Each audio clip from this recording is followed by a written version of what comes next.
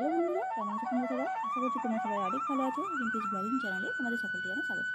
আচ্ছা, আমি যদি তোমাদেরকে বলি যে কোনো রকম ঝামেলা ছাড়াই মাত্র 5 মিনিটে বানিয়ে ফেলো দোকানের মতো পারফেক্ট ফ্রাইড রাইস, তো কেমন হয়? তো চলো তৈরি করে নিই। এখানে আমি তোমার নিয়ে নিয়েছি বাসমতি চাল প্রায় 200 গ্রামের মতো। আর এই চালটাকে কিন্তু আমি খুব ভালো করে ভিজিয়ে নিয়েছি, মানে তোমার খুব ভালো করে ধুয়ে নিয়েছি। ধুয়ে নেওয়ার পর আমি যেটা করবো, প্রথমে আমি কিন্তু ভাতটাকে তৈরি করে নেবো।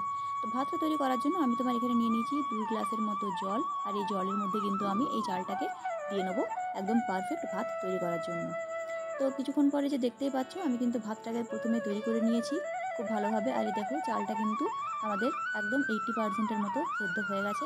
এরপর আমি যেটা করেছি, ভাতটাকে কিন্তু আমি খুব ভালো করে জলটা ঝরিয়ে আর রেখে দেবো, একটু ঠান্ডা করে নেবো।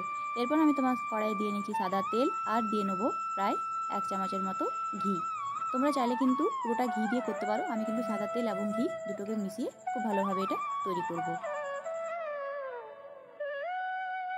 তো আমি এখানে পোলাওয়ে দেওয়ার জন্য নিয়ে নিয়েছি তোমার কাঁচা লঙ্কা, ক্যাপসিকাম, গাজর, কাজু, কিশমিশ, লবঙ্গ, এলাচ, কাঁচা লাল এবং সবুজ কাঁচা লঙ্কা, দারচিনি, এই সমস্ত কিছু। আর নিয়ে নিয়েছি কিছু পরিমাণ কাঠবাদাম।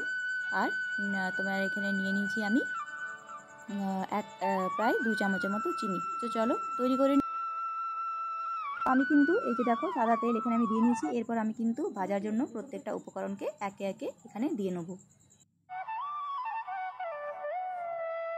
তো প্রথমে আমি এখানে দিয়ে নিয়েছি আমি যে কাঁচা লঙ্কা, মানে লাল এবং সবুজ কাঁচা লঙ্কাগুলো রেখেছিলাম, সেই লঙ্কাগুলোকে কিন্তু আমি এখানে দিয়ে নিয়েছি।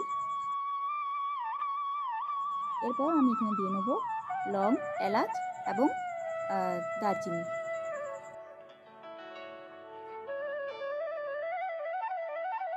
আমি এখানে তোমার মিশিয়ে নিয়েছি প্রায় 1 চামচের মতো নুন।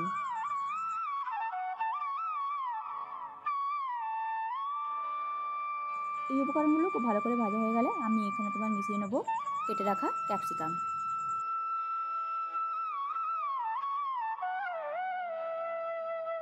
এরপর আমি এখানে দিয়ে নেব কেটে রাখা গাজরের কুচি। তো এই যে দেখো, প্রত্যেকটা উপকরণকে কিন্তু আমি খুব ভালো করে ভেজে নিয়েছি। এরপর আমি এখানে তোমার দিয়ে নেব কাজু বাদাম। এরপর আমি এখানে দিয়ে নেব আমন্ড কুচি। এরপর আমি এখানে দিয়ে নিয়েছি কিশমিশ এবং দিয়ে নেব কিছু পরিমাণ কাঠবাদাম।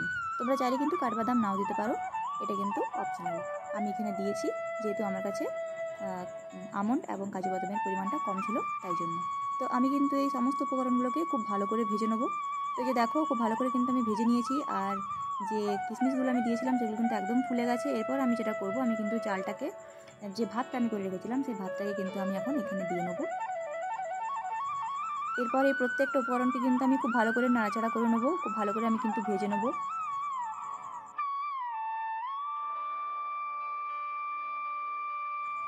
এরপর আমি এখানে তোমার মিশিয়ে নেবো প্রায় 3 টেবিল চামচের মতো চিনি।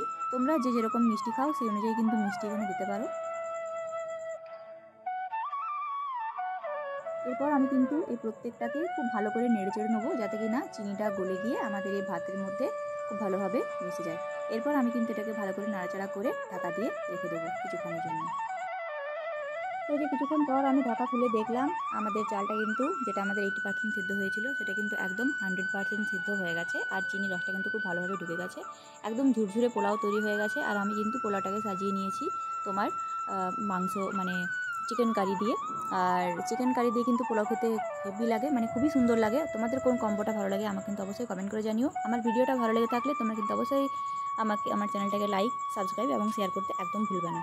তো খুব ভালো থেকো, সুস্থ থেকো। খুব তাড়াতাড়ি দেখা হবে তোমার সাথে একটা পরের ভিডিও নিয়ে। আজকের মতো আমি এখানেই শেষ করছি।